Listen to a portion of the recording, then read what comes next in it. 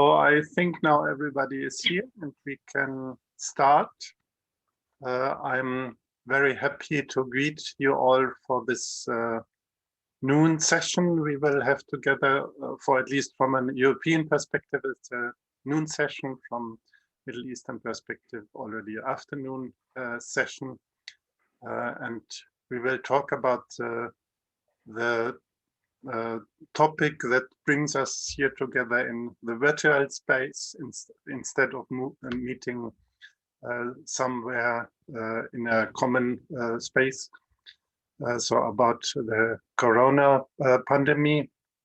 And we will first have a contribution by Dr. René Hattar from the Royal Institute for Interfaith Studies in Amman on religion and the coronavirus pandemic in Jordan.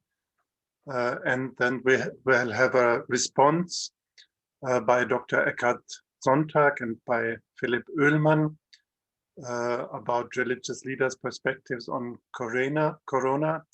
And I would suggest that we will have the response immediately after the first presentation, and then we'll have a joint discussion for the rest of this session, which is scheduled to last 90 minutes roughly until about 13:15 European time.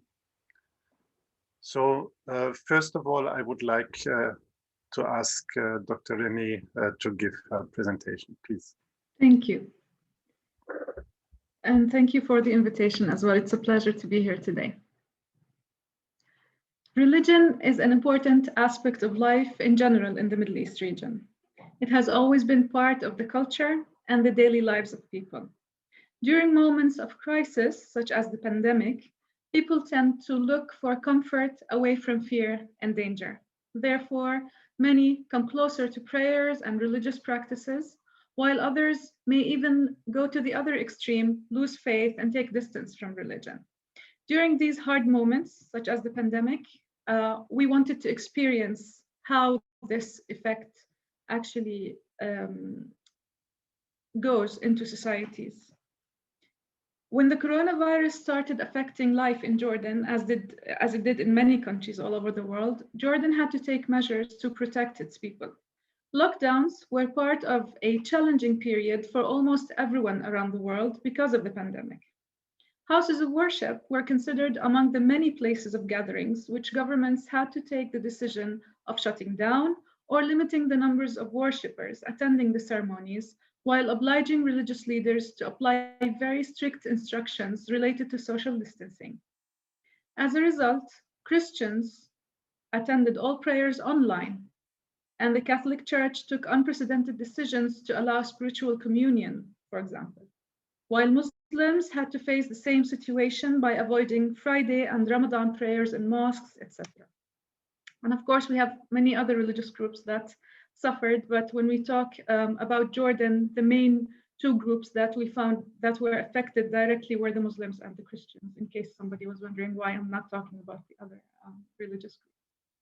While many Jordanian Christians and Muslims, including religious leaders, received this with pain, but with acceptance, taking into consideration the health of their families and appreciating the efforts done by the government to protect all its citizens, many others have protested through social media and expressed their discontent about complete ban of group prayers.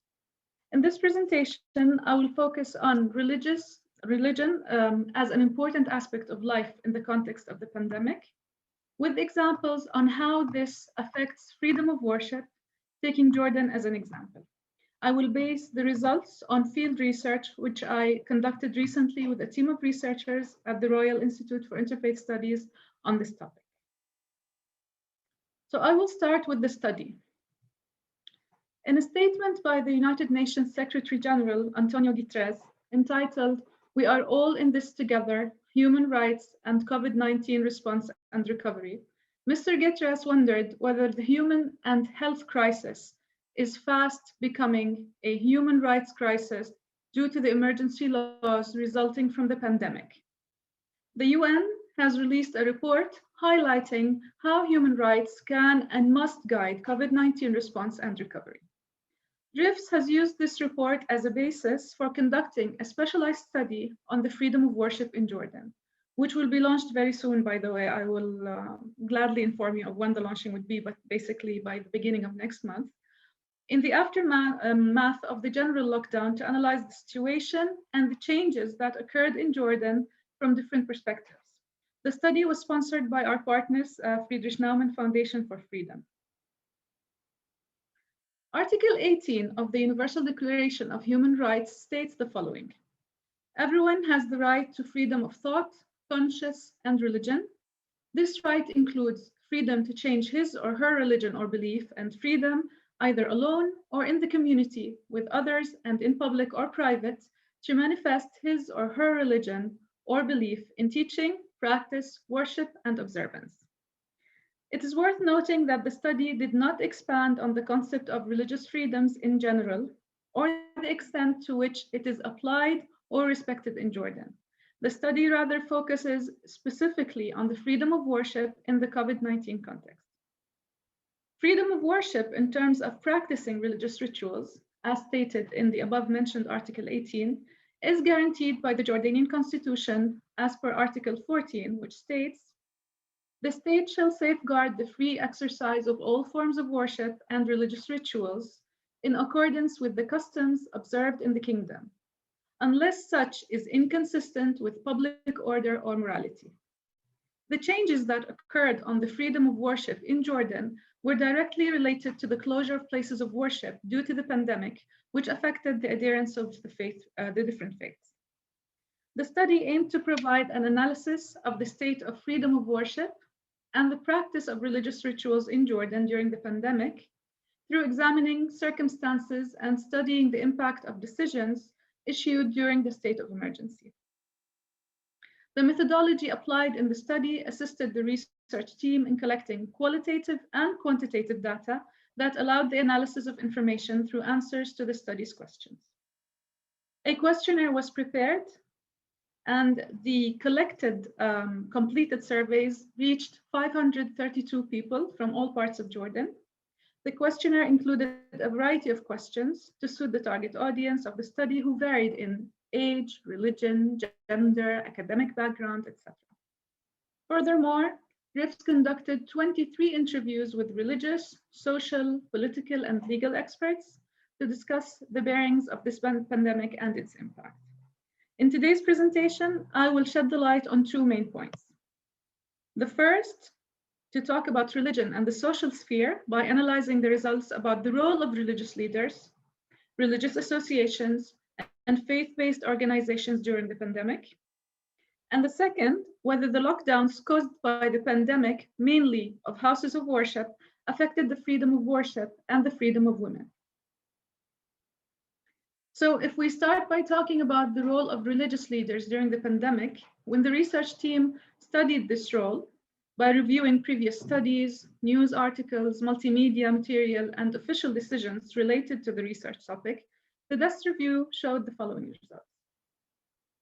We found that imams in mosques and priests in churches helped to ease the effect of the pandemic on people by raising financial aid, food, medicine, and other donations. They also worked on raising awareness during the Friday and Sunday prayers and sermons about the pandemic from a religious aspect and the importance of solidarity and commitment. They encouraged people to have faith and stay away from fear and tension that may arise due to the challenges imposed by the pandemic. Some have even allocated to listen to people who had problems and needed spiritual guidance. Another example was the Ministry of Endowments and Islamic Affairs and Holy Places in Jordan, who had issued social media or used, social media to transmit awareness messages on the significance of helping others during the pandemic, which was emphasized in all religions. They also underlined the important role of zakat in helping people and the role of the zakat fund of the ministry in providing aid in various forms to individuals. During the holy month of Ramadan, the Ifta department issued a fatwa encouraging people to expedite zakat even if the time has not yet come to pay it.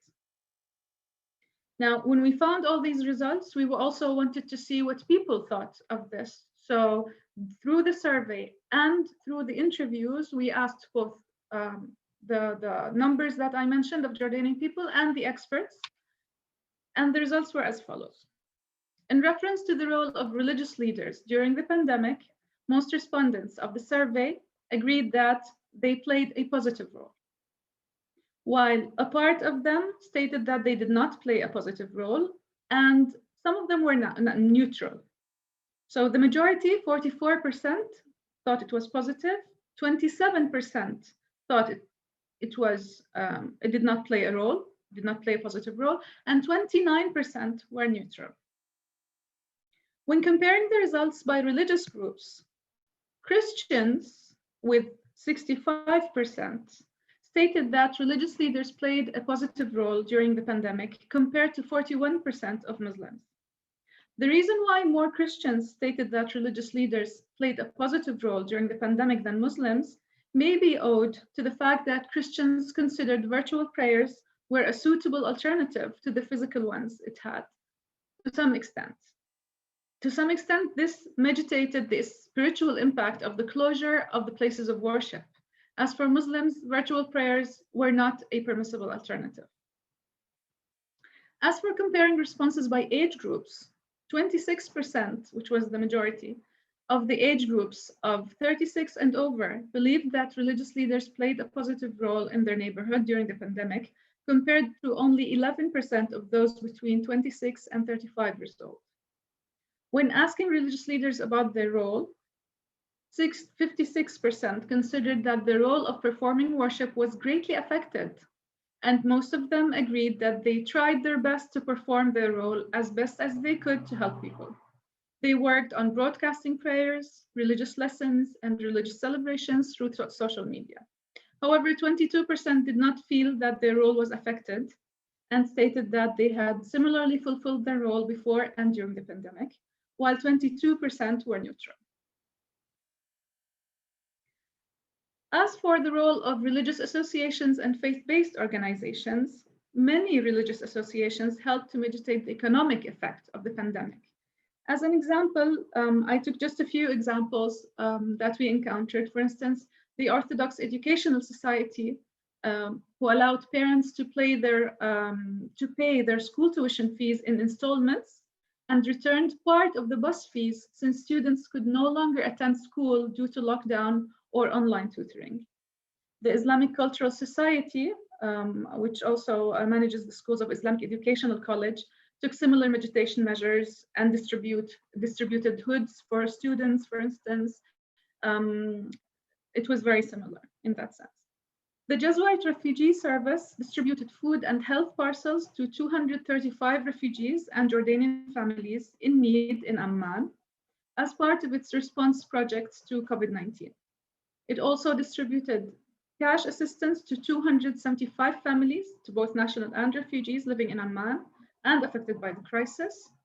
And the last example is Caritas Jordan, who worked through its medical and logistical team on delivering the necessary chronic medication for patients at their homes through its warehouse and approved pharmacies. They reached around 10,000 patients. Caritas contracted a delivery company and applied all preventive medical procedures stipulated by the Ministry of Health and the World Health Organization. In addition, they continue to provide emergency medical services and raise health awareness, which is published on Caritas pages and website on a daily basis. In terms of cooperation with the Jordanian government, Caritas donated 10 medical beds and 10 oxygen generators to the Ministry of Health, in addition to cash support. Caritas also worked with the Ministry of Social Development to provide food parcels to families in need. This concludes the first part about the role of religious leaders and the faith-based or religious associations. And our second part would be the effect of the lockdowns on the freedom of worship. The largest percentage of respondents of the survey and of the experts which we met agreed that there was a need to close places of worship for health safety during the COVID-19 crisis. When we asked them about freedom of women, almost half of the respondents thought that the freedom of women was not violated due to the closure of houses of worship, while most experts argued the opposite. And we're talking about the freedom of women in this context mainly because the women were not allowed to go into mosques during the Friday prayers, which was only allowed for men when they allowed the prayers to go back. So the experts' answers were based on the fact that the legal aspect does not differentiate between men and women. While when we asked about the issue from a religious point of view, the answer was that the Muslim jurisprudence aspect, which is based on the fact that group prayer and Friday prayer are not obligatory, are not fard for women. Results of the questionnaire indicated that the decision to prevent women from performing prayers in the mosques on Fridays during the pandemic while allowing men to do so was not discriminatory against women if it is considered from a numerical priority perspective. The number of Muslim women who go to places of worship is less than the number of men as per our numbers from the survey. Furthermore, the majority of the female respondents did not see any violation of their rights in this respect. Now, when comparing the results of different groups of respondents, the following was observed. Number of Muslim respondents who saw that there was a violation of women's rights during the pandemic was more than Christians when responding to the same question. If we compare the numbers, 25% of Muslims compared to only 18% of Christians thought so. This may be due to the fact that Muslim women were prevented from performing prayer in the mosques on Fridays during the pandemic, while men were permitted to do so, and Christian women were not prevented from performing prayers in churches.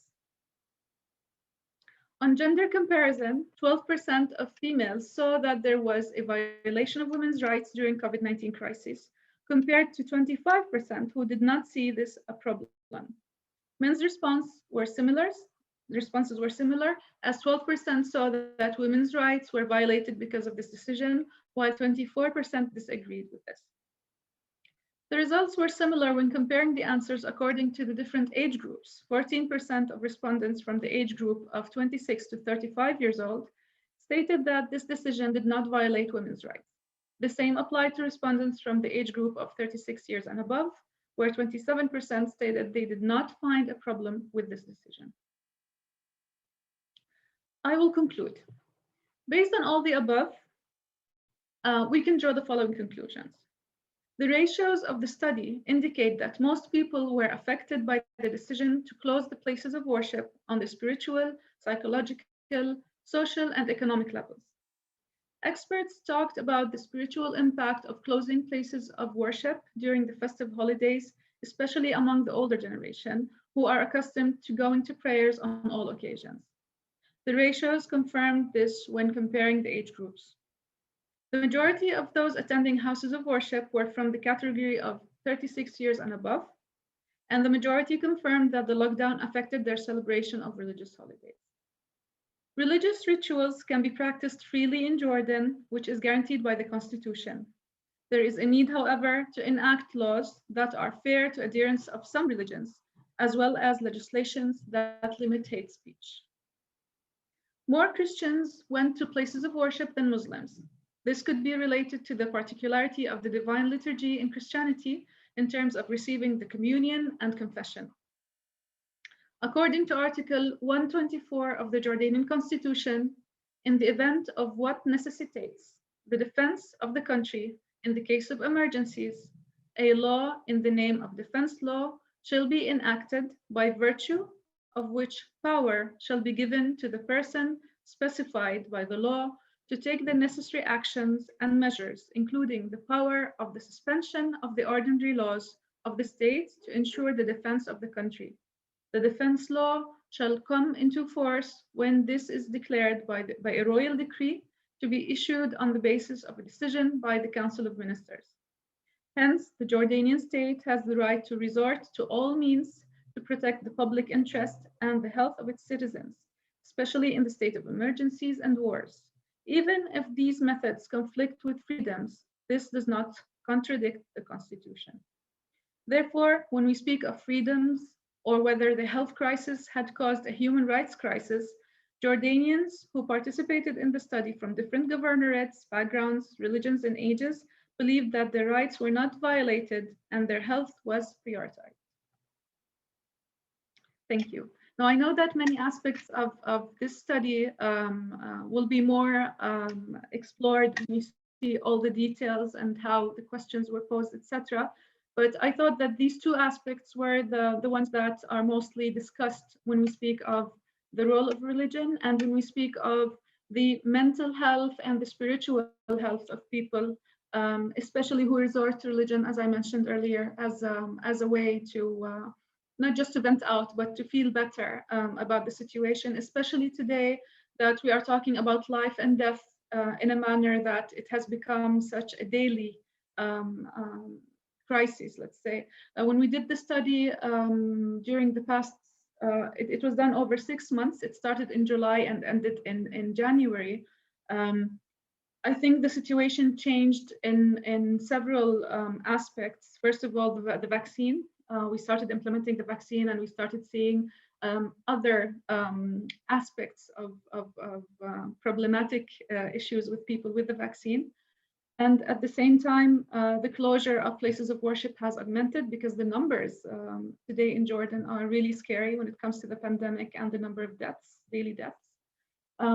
So I think when it comes to mental health and spiritual health, because of losing so many people and not being able to participate in funerals as they used to, the mourning of losing a person has become either virtual, you need to express this on social media, or by telephone, or alone, as if it's an internal thing, which I think will change a lot, will have a longer effect on people, especially those who lost family members. And I speak of a personal experience in that sense. I think I'll stop here, although it's less than the time that we talked about occurred, but I think the discussion in that sense would be more enriching. Thank you so much. Yeah, thank you very much, Dr. Hatta, for presenting your paper and especially for introducing us to the study, the empirical data that has been found by the Royal Institute, and which of course is very helpful for further discussing it. As previously announced, I now directly asked Dr. Eckhard Sonntag and Philipp Ullmann for their response. And after that, we will have a general discussion on the topic.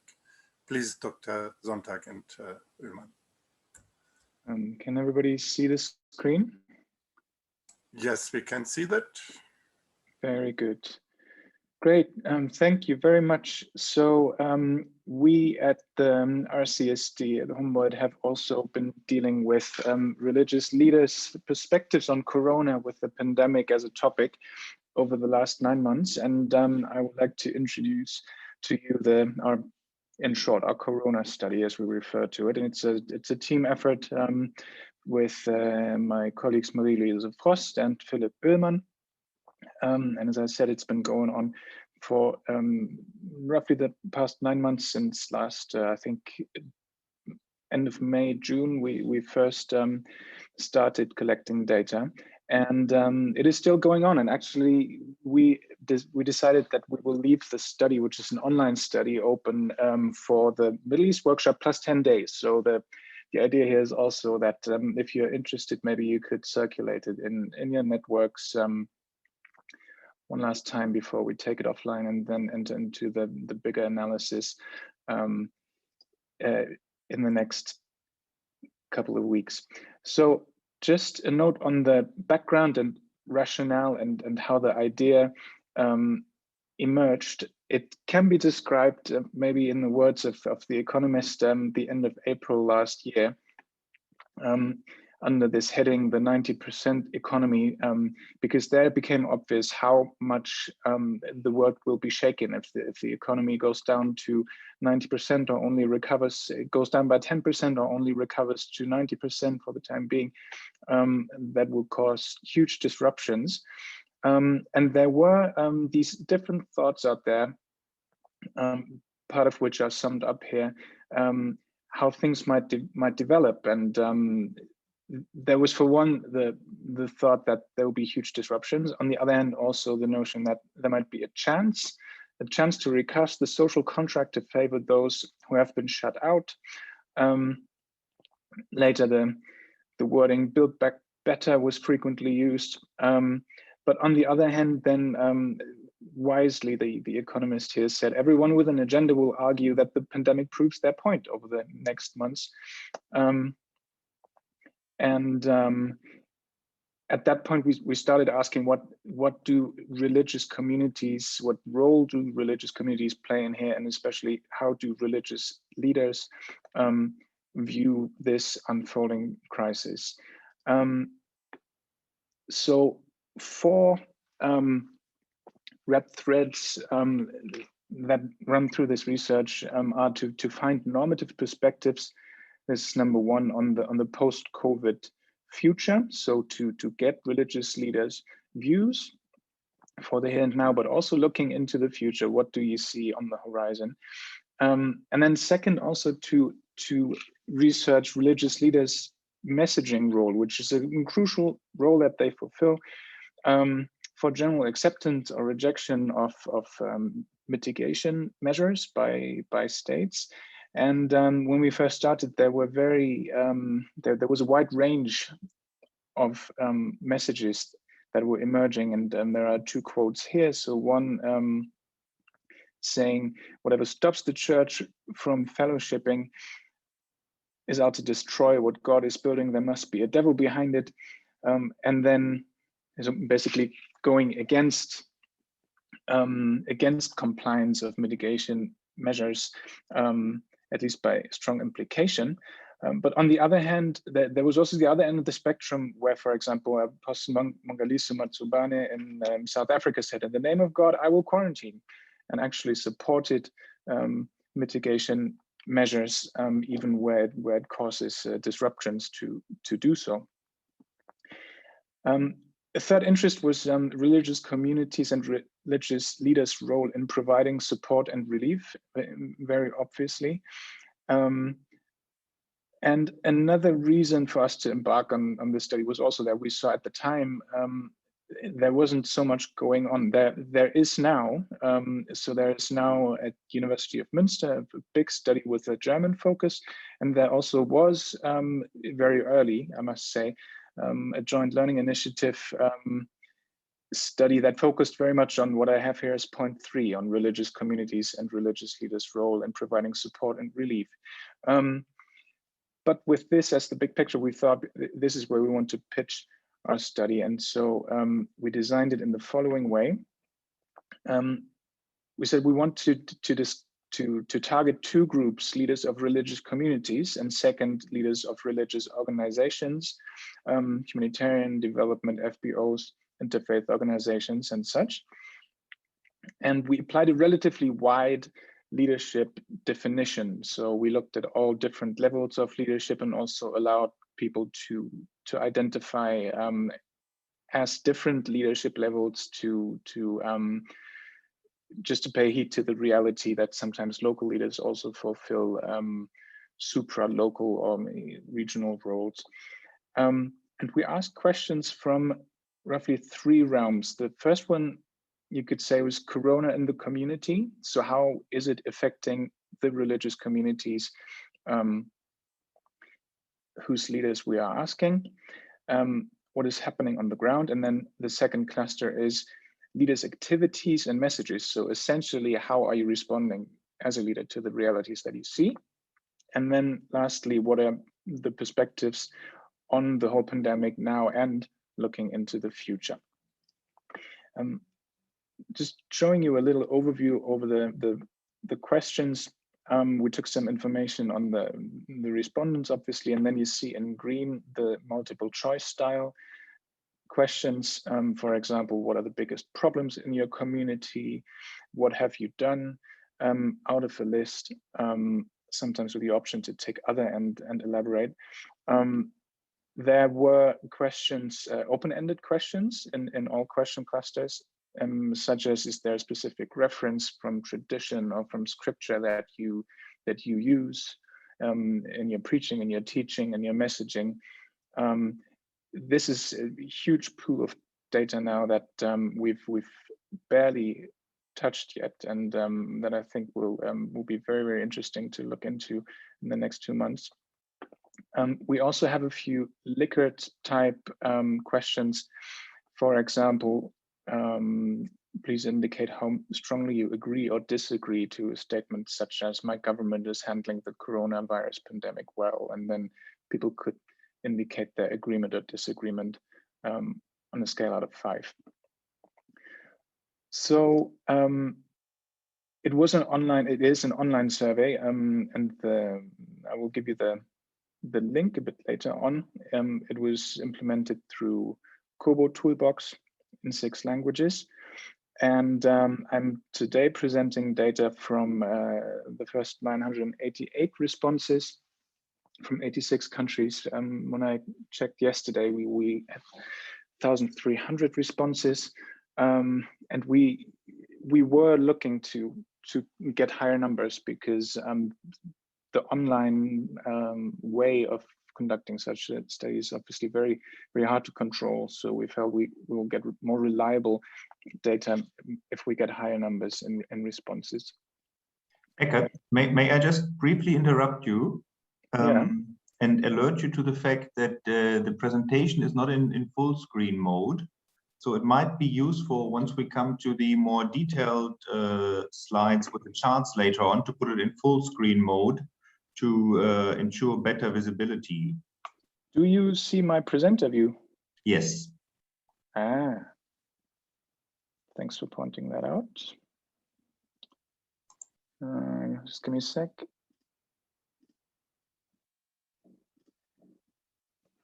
How's this? Yes, perfect. Thank you. Very good. Good. So, well, let me rearrange my screen a little bit. So the responses are so far coming regionally from these areas, almost half from Africa, and then I'm mostly comparing. If I look, and disaggregate by region, I look at Africa, Europe, and the Middle East, but we'll also probably look at Latin America eventually. And we have 30% roughly Muslim responses and 60 Christian, and the respective smaller portions that you see there. So looking into the data, let me start with an old slide, because I presented snapshots of this study, and maybe some of you even heard me do this before. This is a snapshot from last October, and that was around the time, it was after the PART meeting when we first presented this. And what I'm showing you here is the question: what are the biggest problems in your community due to Corona as of last October? And last October, when we looked at this, the way it presented itself seemed to be unemployment, closure of educational institutions, and poverty are offset by a margin as the top 3 ranking ones. And at the time, I always pointed out how education also has to do with the economy, because the World Bank, I think at the time, did a calculation on how it impacts economies when education institutions remain closed. So the top tier there is quite clearly economic concerns, and then the bottom tier is the first order health implications of the pandemic. So insufficient access to hospitals and people falling sick or dying. Now that was last year, October, and it's changed slightly since. You can see from end of February, the top tier is still unemployment and poverty, but then people falling sick or dying is actually on the way up as the pandemic continues, and as Renee pointed out, as there are new mutations, high numbers, and yes, Jordan is a case in point where especially deaths are on the rise at this point in time. So if you look at this same question, so the question was again, what are the biggest problems in your community due to Corona? If you look at this now, disaggregated by the regions, there are some variations. Now, unemployment and poverty are the biggest concerns in Africa and Middle Eastern contexts. And unemployment is a big concern in Europe as well, but you see, especially when you look at the top two there, that poverty in Europe, in the presence of social security systems, suddenly falls to the very back ranks, because unemployment leads less directly to poverty in these contexts. In Europe, however, the psychosocial worries dominate the list of corona worries. So the number one among the European sample is solitude. In German, we translated Einsamkeit. We mean loneliness, essentially. And that's the number one among the European sample. And on rank 2 and 3 are the items here that start with fear. So fear of family members getting sick or dying, and fear of oneself getting sick or dying is actually ranked higher than the actual death and sickness rates. I also pointed out here the educational concern again. This is something that I think we will look at on a country level again. And in the Middle East sample, it is rank 3 here of the biggest concerns, and I know that in Lebanon it's number 2. So that would make sense in middle income contexts where societies in the Middle East are the non-oil economies are just relying on their high degree of skill and skilled labor also for income. Let me move on to this question here, and again start with an old slide. Have you done any of the following? A multiple choice question, and we looked at this in October 2020, and I always followed the data as it came in, and each time I looked at this question, my internal shorthand was preach, pray, feed, pay, and it was always the same sequence, and it was it always looked roughly like this until October 2020, and the impression seemed to be that religious leaders engage in spiritual activity as you'd expect them to, preaching on topics related to the coronavirus and the specific prayer.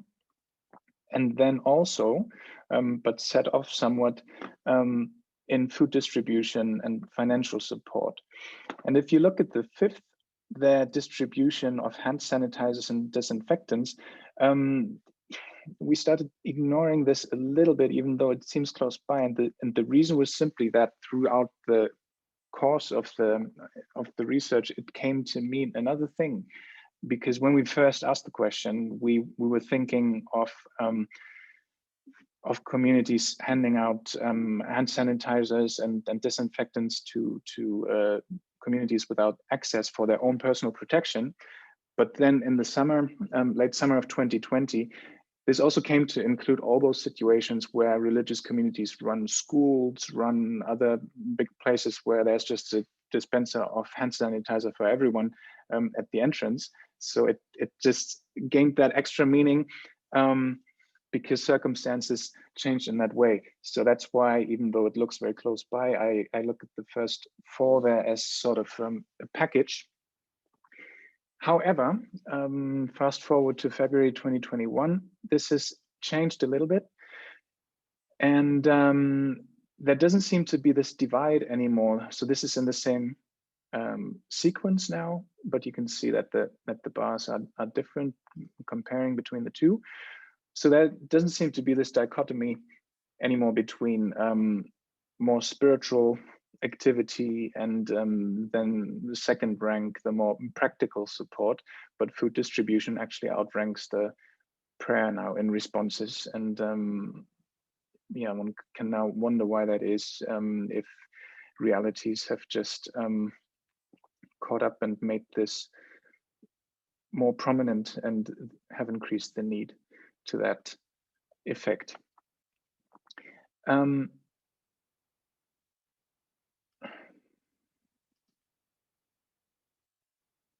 Let me show you just the Middle East responses of that very same question.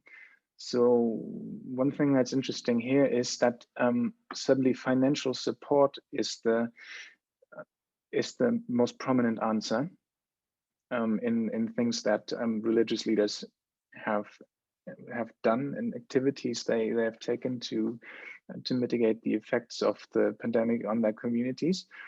And Renee mentioned this earlier. So in Jordan and in several other contexts, there was this time early on in the pandemic, it coincided with Ramadan, where some muftis and their offices tweaked the modalities of the giving of zakat and changed the timing. Also sometimes changed, correct me if I hope I got this, understood this correctly, but also changed the way in which it was given so that it's not just in charitable almsgiving from available funds, but also from fresh income. So last year, I would have read this slide very much along the lines of these policy decisions. However, I checked yesterday, and it is not just consistent with the Muslim responses. So one thing for ongoing research will now be to look further into this. And in my mind, the headline for this is informal financial support mechanisms in times of crisis in religious communities. These answers seem to suggest there's something there to be more explored.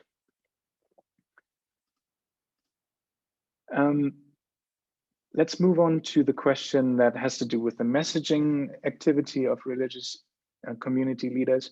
Did you tell your community to do any of the following? So again, start with an old slide. Last October, the first rank here was help people in need in practical ways, share or buy food. And we looked at this and said the religious leaders are promoting a message of altruistic solidarity here, and that's their priority. Fast forward to February, this has changed, and actually this very item, help people in need, is now on one of the later ranks here. And again, you could wonder why that is, and hypothetically it might be because of realities catching up and making other things more prominent in the messaging of religious leaders as they speak to their communities as the pandemic progresses. Let me show you this here. It's a little bit of a busy slide for a small point that, however, is essential. So the question here is, how much do you agree with the following statements? And this is current data now from February. And the two questions that I'm presenting here is, for one, my government is handling the coronavirus pandemic well, agree to strongly disagree. And we've calculated this now by just saying strongly agree is +2 and -2 is strongly disagree, and in between respectively. And then you can see the distribution of how these answers were given, and also the average. So an average of straight +2 is full agreement by everyone, and -2 is strong disagreement by everyone. And you can see here the average of how people agreed to these statements. And basically you can just see between the three regions how much Europeans are actually supportive of their government's actions compared to the Middle East and Africa. And then I put on the same slide an answer to the answers to the question, my community expects support during the times of coronavirus from religious leaders. And the reason why I did that is because Rana Jawad, our keynote speaker from yesterday, has written in her contribution to the Routledge volume that I cited yesterday, at one point that we picked up in our analysis, and she was saying in the Middle East, where governments fail to cater well, I'm paraphrasing, for their citizens, religious communities and leaders step into the void that is that governments leave in service provision vis-a-vis their citizens, and the void is 1 year after Corona, and you could also bring in 10 years after the Arab Spring, big and growing. And you see there that religious leaders seem to sense that, and they responded throughout all the different regions, that their communities, that they're aware that their communities are looking at them with a certain expectancy of help in this special time. So let me just go on to my last to the last data I wanted to present. This is now a question on looking into the future. As I indicated, that was something that we were interested in. The question was phrased, what will be important after the pandemic? And now if we look at the February data, it looks like this. I've given you the averages again, and +2 is everybody says extremely important. -2 would be everybody says not important at all, and I'm giving you the averages in between. Strengthen environmental protection is the winner here, as well as reduce inequalities between rich and poor, increase international cooperation, and substantially change the way the economy works. All of those are direct phrasings from the question. And then offset by quite a bit, the bottom tier here is to reduce globalization and to strengthen national borders. So you could say the isolationist answers and the isolationist options of thinking a way out of the pandemic are ranked lowest here. However, if you look at what that looked like in October, people were even more opposed to the isolationist notions of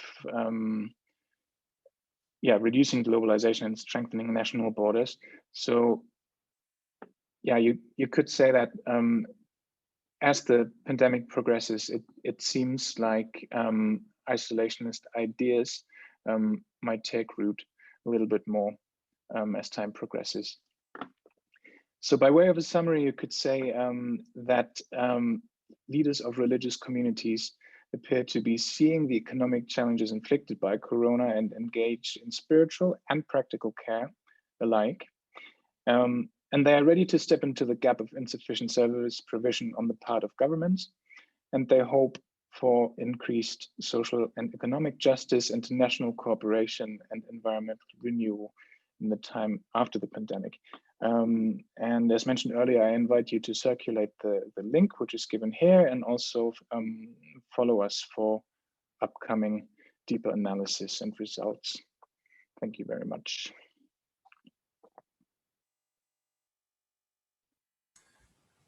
Yeah, thank you for your presentation. So we have now roughly 40 minutes left for discussion. And to start the discussion, I would like to ask the presenters if they have questions to each other. So Dr. René, Dr. Eckert, Philip, do you have questions to each other concerning your presentations? Then I would start with that. If not, we can have a general discussion. Bring it on, René. No, it's just a comment, I think, rather than a question. I think it's very interesting how you compared Europe, the Middle East, and Africa.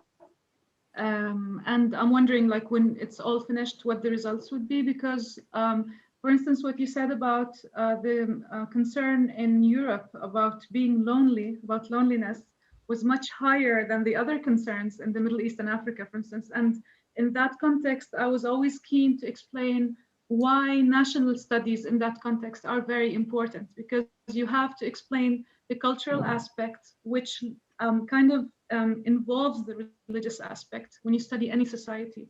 That's why talking about usually about freedoms without studying all of this closely, I think is very subjective. So I thank you for including all of that, and I'm really curious to read the end results. And I think we have very similar results in many ways, especially when it comes to the role of religious leaders from what we did. So I think this is a wonderful way to exchange results and see whether our studies are in line, let's say, or on the right track.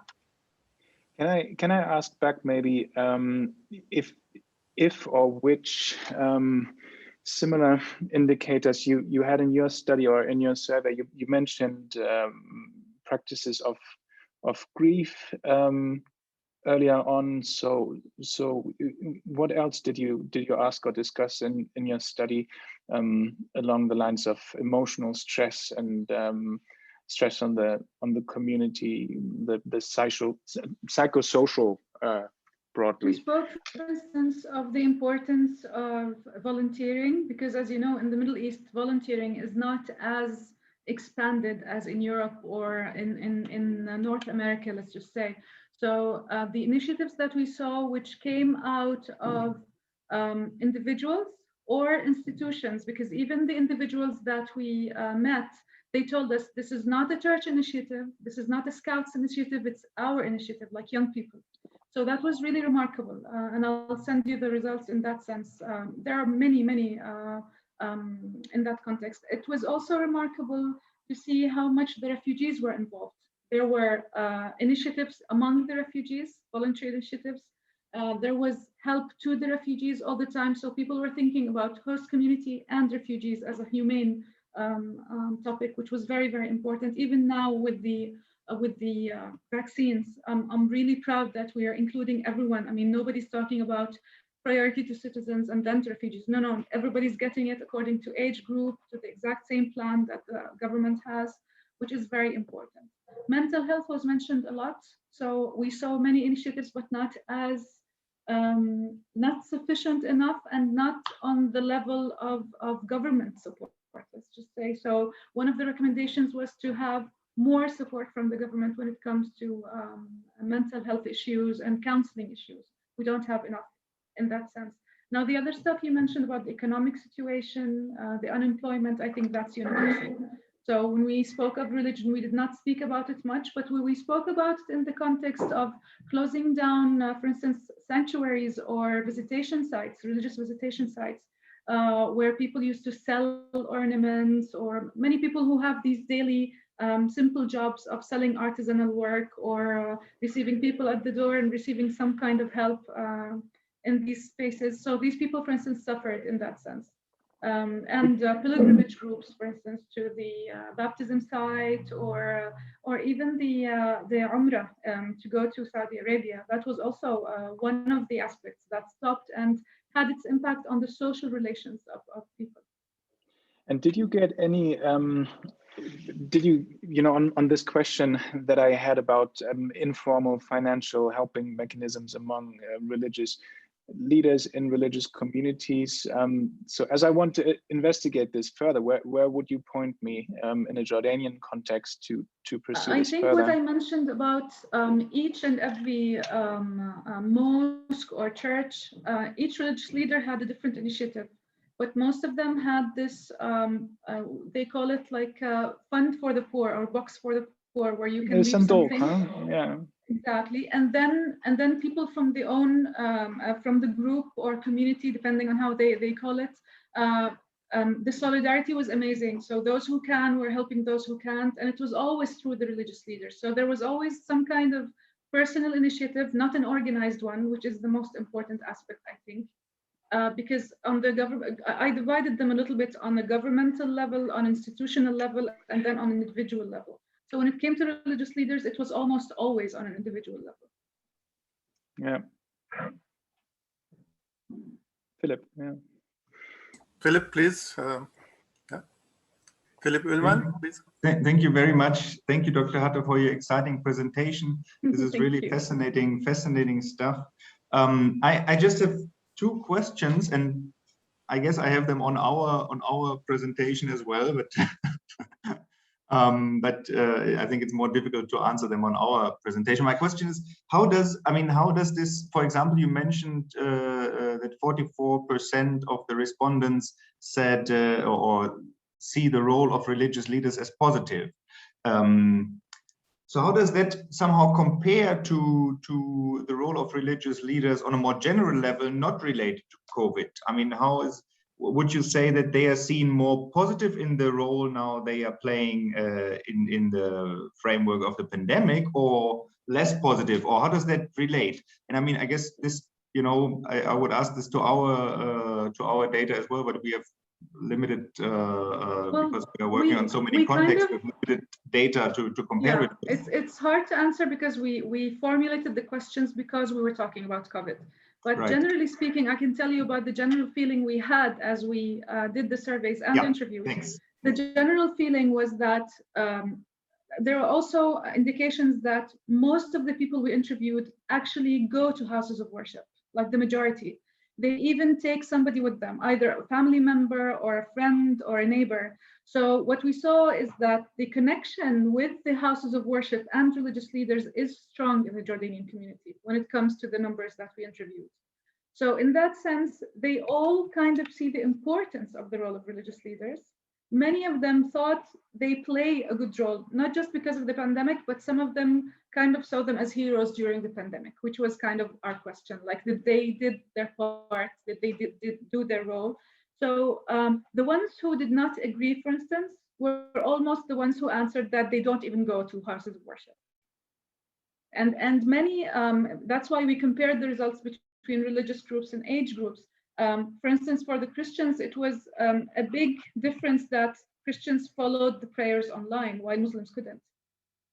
You know, it was not permitted because of religious issues, of course. So that was a big input, let's just say, because how can I value the role of religious leader if I cannot go to the mosque? But they could feel it in the other aspects we discussed about financial aid, about spiritual aid, the ones who for example, actually permitted people to call them to ask for help. So, you know, there were many other aspects that you could answer in that sense. But as I told you, it's a general feeling because the question was very specific about COVID, since the study is about COVID. Thanks. Thank you. Yeah, so thank you.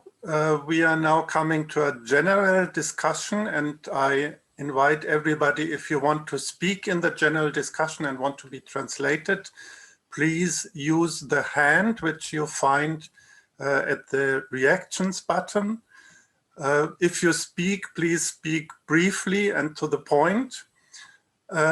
You are welcome also to use the chat besides what is happening on the floor here, but I will not call anybody from the chat. So this is just another possibility to express your views or your gratitude. But the discussion we will have here will be regulated by hands only. The first question is from Marie-Louise Frost, also participant in the project in Berlin. Please. Yes, thank you very much for your great presentation, especially, yes, Dr. Hatta. I have a very quick follow-up question to what Philip just asked, because the question, if I understood it right, was about the role of religious communities. So it was not about your religious community, right? Is there, so can you say anything about, maybe it was not included in your research, but it was also something that we discussed, whether whether one can say anything about how people see the role of religious communities which are not their own ones. So if they think that all the religious communities did a good job or were supportive, or if they think, no, my religious community was helpful, but the others said bad things. Or there was a specific question that we asked about how do you see helping out from another religious community or from another belief? And that was very positive because everyone said, of course, I'll help other people from different religions. So the priority was the human need and not to differentiate. We even asked a question about if people believe that everyone should be equal in treatment when it comes to different religions, they should receive the same aid by the government or from any other entity. And the question was also positive. The majority said that we should all have the same treatment, that other religious groups should have the exact same rights and that they were willing, or they even did help other people from other groups during the pandemic. Yeah, thank you very much. More questions, more comments? Who would like to speak? We still have time and should use our time that we are together here and can discuss these important issues.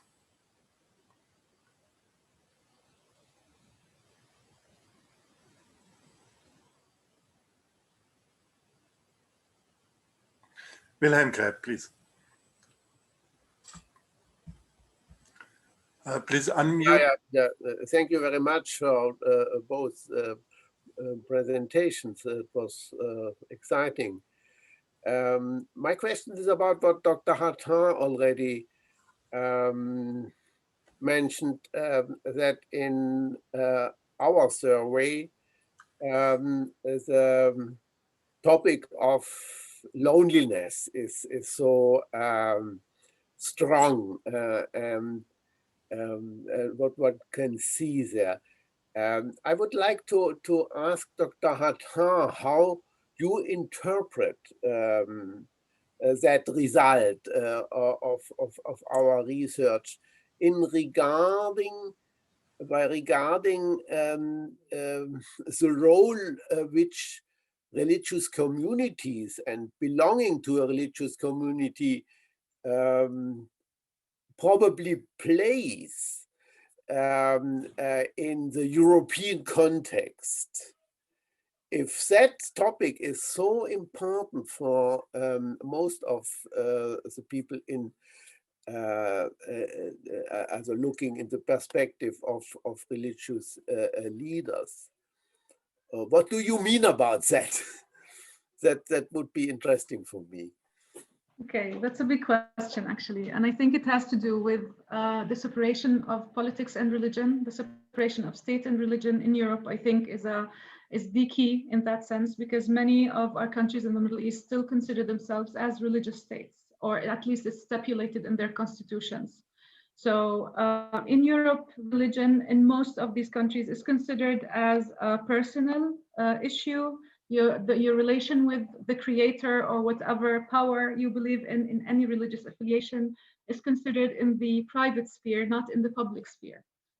Therefore, the questions of family, for instance, family is still the unit in the Middle East, and you mostly see family members going together to sermons, either whether Christians, Muslims, even other groups like Baha'is or Druze, or now with the difference that the other groups do not go to worship houses like Christians and Muslims, but you can still feel that the family unit is very important in the Middle East. For instance, if you go to a mass in the church, you'll see entire families and not just 2 or 3 individuals. Like what we see in Europe, for instance, mostly is that churches have older people and not young people.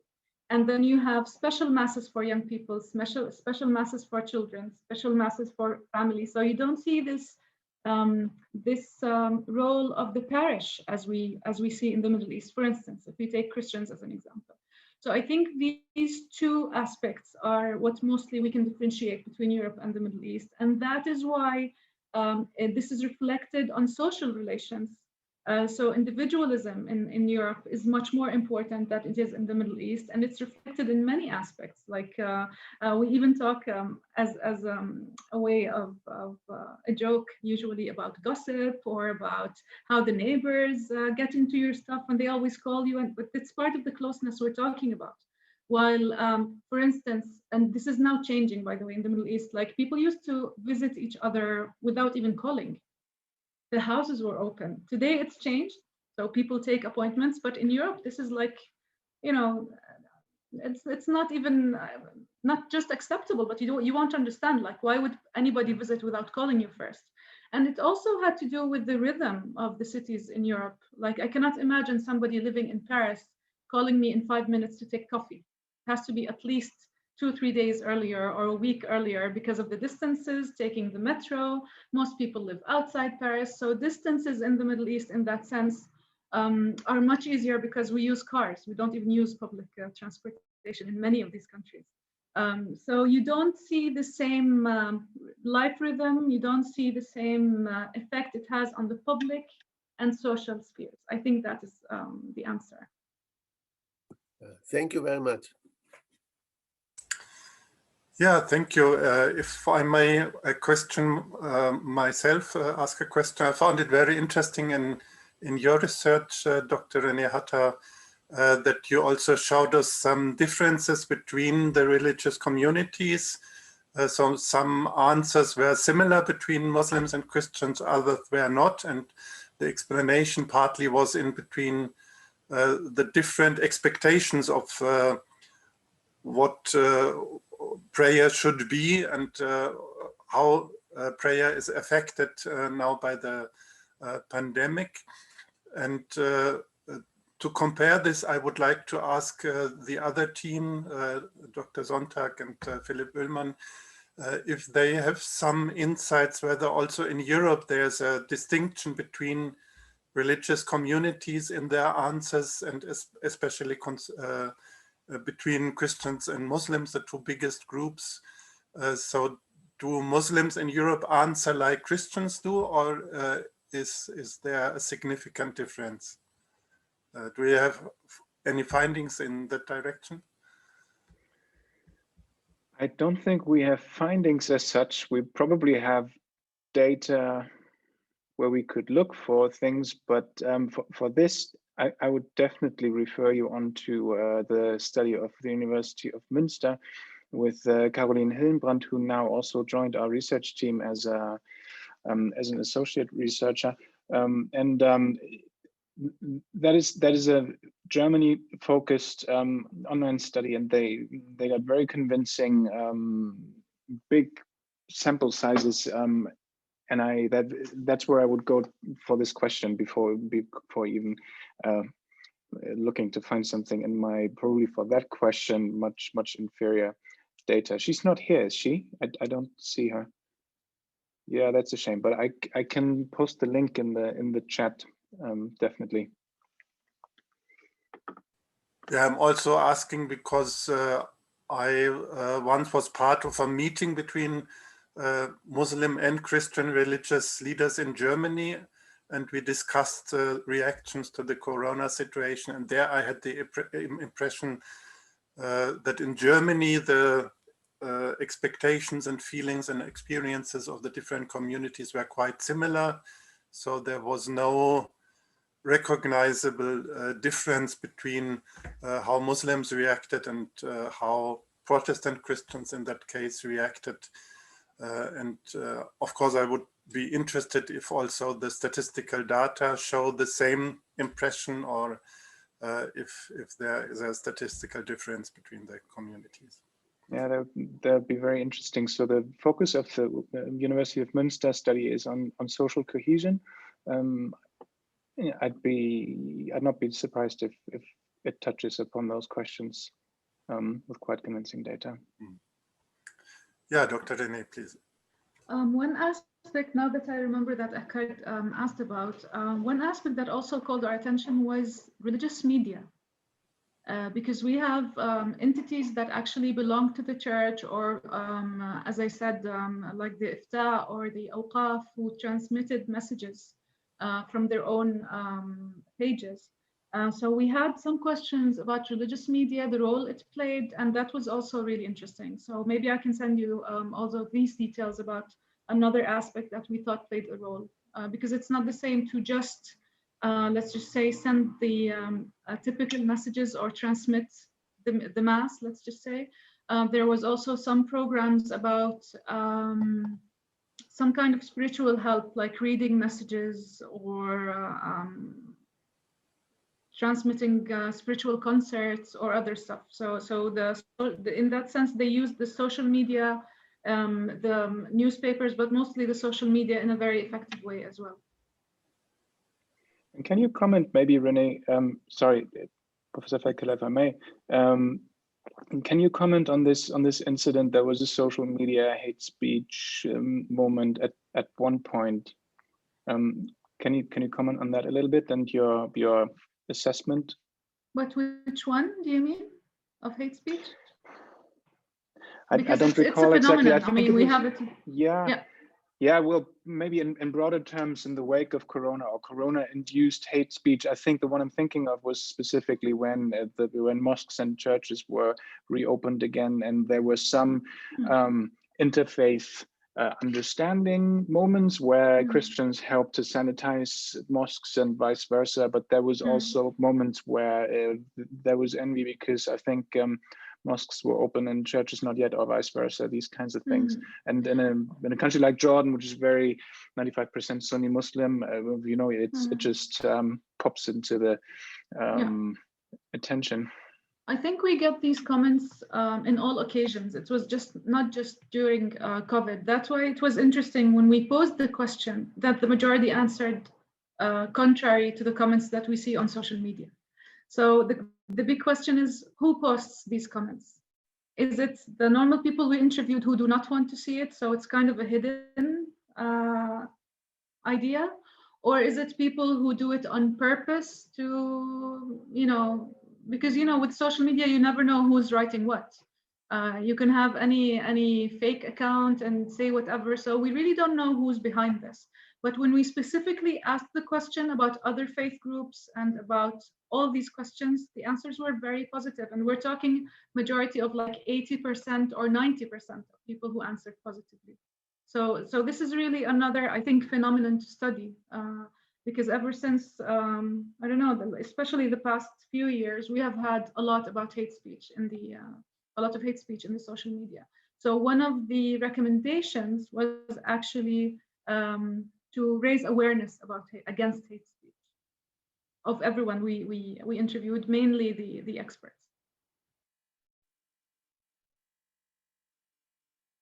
Yeah, thank you. Wilhelm Greb, please.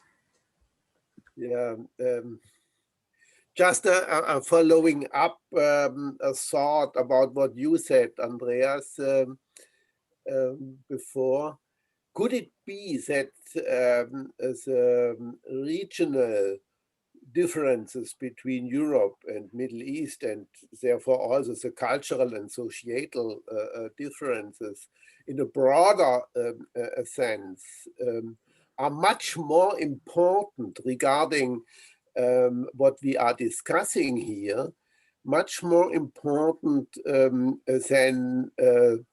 the distinction between the two religious traditions and communities, Christians and Muslims. For example, that it could be that the fact that religious issues related to the pandemic don't play a major role in the public sphere in Germany and in Europe at all. They are not present so much in the media, what Dr. Hantin also said in relation to Jordan, that makes the difference much more than the distinction between the two religions. Just a thought and for discussion. Can I start? Yeah, please. I totally agree. And that is why I spoke of culture. For instance, I think it's Dr. Sarah Markiewicz, if I pronounced it well, is asking also about having scapegoating of religious communities in that sense, like who attends funerals, who attends weddings. In the Middle East, for instance, it's the exact same culture. The only difference, and that is why we posed the question when it came to religious communities, is to study these specificities when we answered the questions. For instance, why do you think the role of religious leaders for Muslims was not as positive as for Christians? Because they could transmit the prayers online, but the aim was not to differentiate at all. It was just to compare the results. That's why we compared by age groups, by sex, not just by religious affiliation, and we compared by zones of Jordan, by different governorates of north, center, south. We even took villages, cities, refugee camps. We had all categories answering the survey. So it's the exact same culture. We had the exact same effects. The only nuances we're mentioning now were because of the different religious groups, mainly because we're discussing the role of religious leaders. But I totally agree with you. I think it's a humanitarian crisis. We all suffer the same. We all have the same concerns. But when we shed the light on that, it's because of, as I told you, what affects these changes. So I hope that answers both questions. Yeah, thank you. Sarah Markiewicz, please. Hello, everybody, and thank you so much for the very interesting presentations. And thank you also for responding to my question in the chat. I just want to push on that point a little bit more. I agree that everyone has the same needs when it comes to things like funerals, but my observations from living in Erbil and subsequently in New York, it's often an intra-religious issue that the more secular Muslims in Erbil were angry at the more religious or pious Muslims because of the accusations that they were still attending funerals and weddings in contravention of the rules from the government. And so therefore there was a kind of labeling of very religious people as putting their faith above those regulations. So it wasn't an inter-religious, it was intra-religious. And then in New York, I was able to observe that against the ultra-Orthodox Jewish community, there was an increase in prejudice because the same thing was observed, that they put their own religious practice above, for example, wearing masks in public. Whether it's true or not, I don't have the data, but it's certainly a kind of discourse that has appeared against people who are visibly very, very faithful. Does that make sense? And I would love to hear your observations on that. I totally agree with you, Sarah, but I think it's the case of Jordan that is very different because we are all to blame. All Christians, Muslims, Druze, everyone was going to funerals, weddings. The reaction was exactly the same. We want to go to these gatherings because they are close family members or friends or whatever. So there wasn't anybody to blame in that sense because we were all doing the same. So it was an individual problem, whether you wear the mask or not, whether you practice social distancing or not. But in the cases you mentioned, of course, I think it has to do with the context of each country and group in that sense. But we did not have that, we did not face that in Jordan. Yeah, thank you. I don't see any hand currently. We would still have some 10 minutes time, but we are not, of course, forced to use all the time that is available. So if you are satisfied with what has been discussed and happy, then we can just express again our gratitude to all the presenters and to all those who participated in the discussion. Very interesting findings and data, and good luck for continuing your research, and we are looking forward to read and see more about it. So then we end this session now and have a bit more of a lunch break, and I remind you that we resume at 2:15 Central European time, 3:15 Jordanian time, if that is correct, and the respective other times for other participants. So have a good lunch break, and looking forward to see you afterward. Thank you all very much.